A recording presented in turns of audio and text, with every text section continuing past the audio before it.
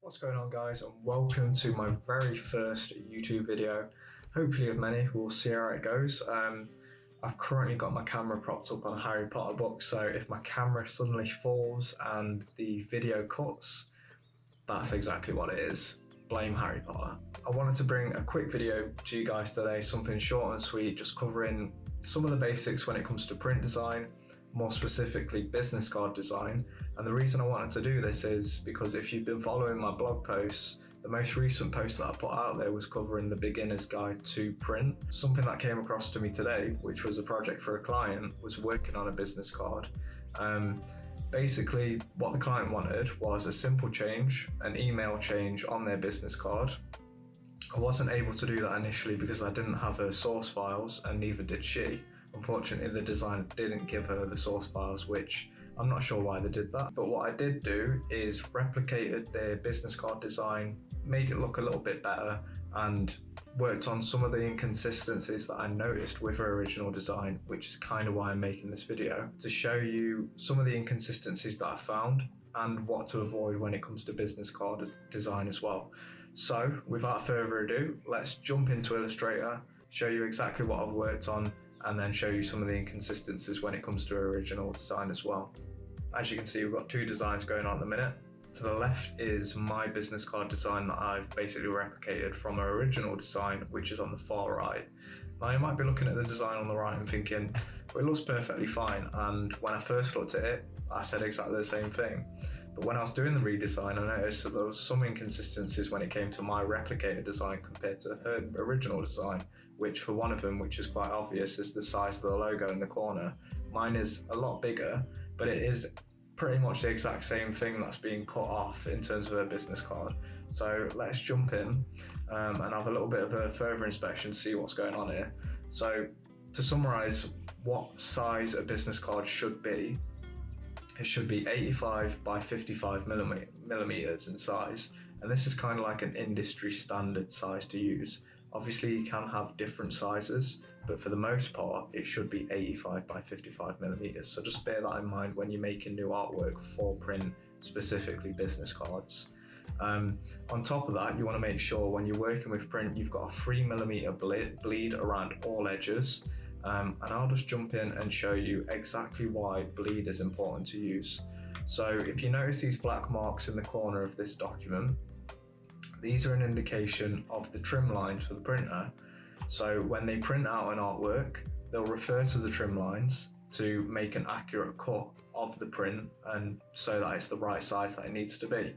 So if I just put some guides in place to show you the exact size of what the business card should look like, and then I show you why bleed is important to use, then you should have a grasp of why you obviously should be using bleed in your documents, because this is one that doesn't have any bleed and it would cause some issues. So I'm not entirely sure why the printer wouldn't raise that to the client.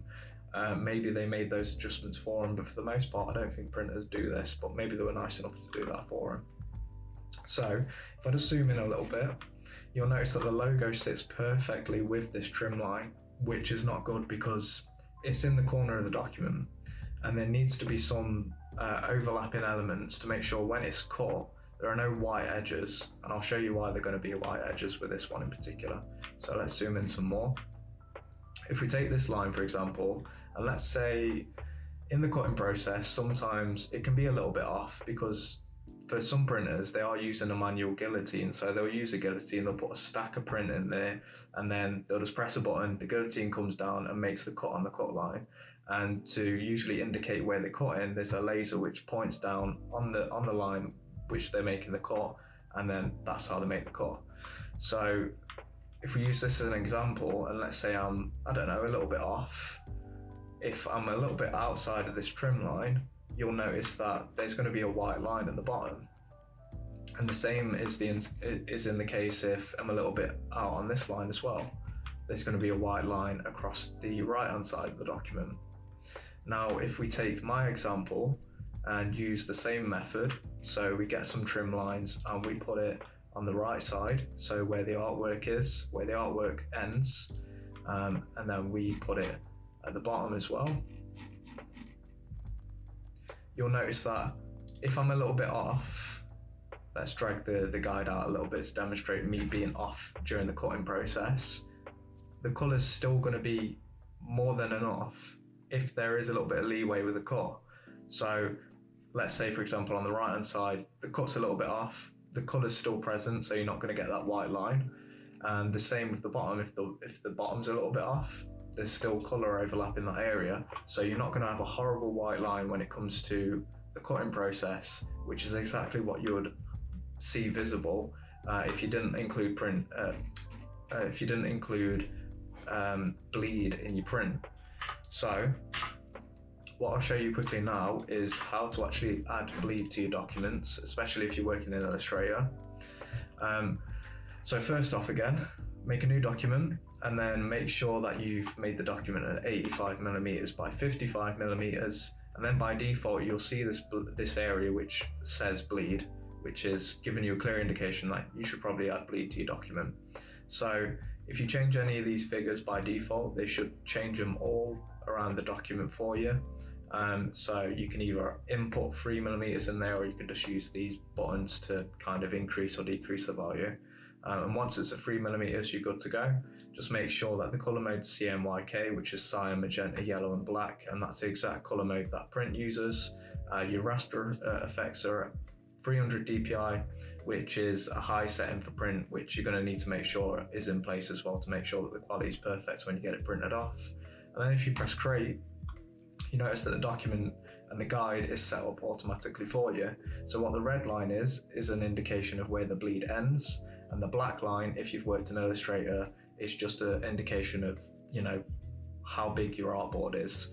So if you are adding anything and it's close to the edge, just make sure that it overlaps a little bit and goes into this bleed line. So when the cut is made, you know, you don't see any white lines or anything that looks off when it comes to print.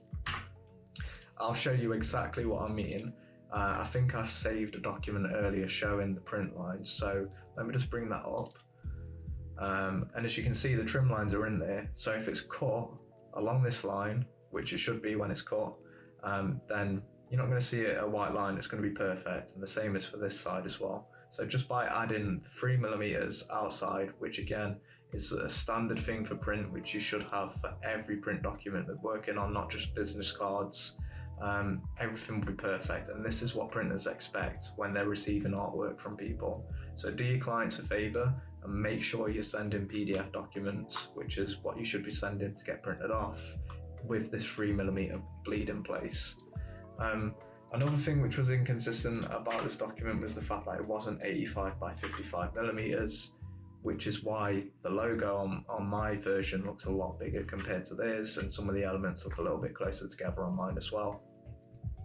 And something else which was a little bit inconsistent, not inconsistent in terms of design, but just something that I think would have improved it a little bit, is adding some contrast between the text. There isn't a massive amount of text that's going on with this business card, which is something I'd always recommend, keeping things simple. You haven't got a massive amount of space to work with, so usually what you want to add in there is the logo, the person that the business card is for, their role within the company and their contact information, maybe some social media accounts in there as well. But apart from that, you don't want to go too over top with the amount of text that you're adding in there. But what is nice to have in place is a bit of contrast between the elements. So what they had in place was a little bit of contrast. So they had contrast between the different text elements by having it a different color. But what they didn't have, which I thought was missing, was having contrast in terms of the weight and the size of the actual text. So what I've done, if you'll notice on their version in the top right hand corner, they have got some contrast in terms of having their name a little bit bigger compared to their role. But to differentiate the two a little bit more, what I've done is just made sure that their name is in bold, and then their actual role is in a slightly different weight, just to differentiate the two. And the same with this text on the left as well. This is another weight compared to these two bits of text at the top, which adds that extra level of contrast. And what you can usually do as well, which, you know, I might do with these, is, you know, to add a little bit more contrast in, you could always make these a different color, whether it be green or pink. and that just adds, you know, another level of contrast to everything. Now, when someone's looking at this, they're immediately going to be drawn to the fact that, okay, their name's in the top right hand corner because they can see that clearly it's in pink and it's in bold and it's in a different way to differentiate the role. But also, my eye is immediately drawn to that social media icon at the bottom, which again is kind of like a call to action button, which kind of tells them, oh, okay, I should probably follow them on social media as well. So those are two elements that you probably should keep into consideration when working on print as well. Add some contrast to your layer, to your layout, sorry. Especially if you've got a lot going on, there needs to be a little bit of contrast, whether it be different types of font. Maybe you've got 2 fonts that you're using. I would always stick to maybe 2 fonts, not anything over that, because it looks a bit messy. Multiple colors. You know, most brands will have a selection of colors when it comes to their brand color scheme, so just play around with that. You've got different sizes, different weights, anything that you can do to add a little bit of contrast between the elements and make everything a little bit more legible. Try and do that as best as possible without making the design messy, and without, you know, messing around with the composition too much. But yeah, I think that's it in terms of going over the inconsistencies. There wasn't too much going on there that was wrong, but there were some things that I wanted to make you guys aware of, because there were big things when it comes to print, and it can affect the overall outcome when it comes to getting stuff cut, and just the print process in general. Whilst I'm here though, I may as well go through a little bit of a design change. So as well as replicating the design, what she wanted doing was a navy version of a business card. And the reason for this is because I actually worked on her logo before, just making some minor changes to it. I didn't design the original logo, but I did make some changes to it originally. So one of those changes was providing her with another colour to her logo, so having a navy background and an inverted colour scheme. So instead of having this dark green, it's all white with obviously the accent colours pink and green. So we're just going to make another version of this business card to match in with that theme. So if we change this background to blue for starters, and then if we also go in and change some of the text to white, I'm going to keep some of the text pink because I think that's a nice touch, again, for consistency in terms of the brand colours, and so that we add a bit of contrast for the colours as well. We also want to make sure that this tree is white, so some of these elements need to be white. If you're working with a logo, you can usually just double click on certain elements, especially if everything's grouped together, and then just manually go in and change the colours, which is exactly what I'm doing. And just use the eyedropper tool just to, you know, copy some of the colours that you want as well. So if we take this grey in the corner, just double click through all these layers, and then we just make this white as well, and that should be perfect. So I've just got to remember not to press escape because my screen recording software does not like me doing that. I'm probably going to press escape as well though, that's the thing. It's such a habit of mine being able to press escape that I'm probably going to be doing it quite a bit, which is going to make this recording relatively hard to do. Anyway, we're just jumping in here and changing some of the green objects to white to fit in with the overall colour scheme of what we're trying to achieve with the navy looking business card. So if you just change this, don't press escape, then change these to white. I can also change the text from here. Yes, I can. Change these little bits. Yes, and this bit. Right, that's perfect. So let's change this to white. Then if we come out of here, we're going to need to change this bit, which is just like a circular edge. We're going to change that to white as well. Get there eventually.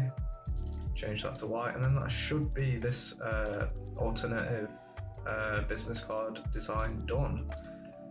Very simple, but like I say, all she wanted doing was essentially making the same concept as the original, just in a navy version. So perfect. I'm kind of torn between which one I prefer as well now. Hopefully she likes the navy version. I'm quite liking that one. But yeah, I think that concludes the video, guys. If there's anything else you guys want to know about print design, maybe I can make a follow-up video from this. Give me some content ideas because I have no idea what I'm doing at this point. I just had the idea of making this video because it was, you know, a piece of work that came my way, and I noticed some problems with the original design, so I thought why not show you guys what the problems were, how to rectify them, and some little basics when it comes to business card design as well. So yeah, if you enjoyed the video, make sure to subscribe to my channel, like the video, drop a comment, and share this with anyone if you think that is useful. And I'll see you in the next one, guys.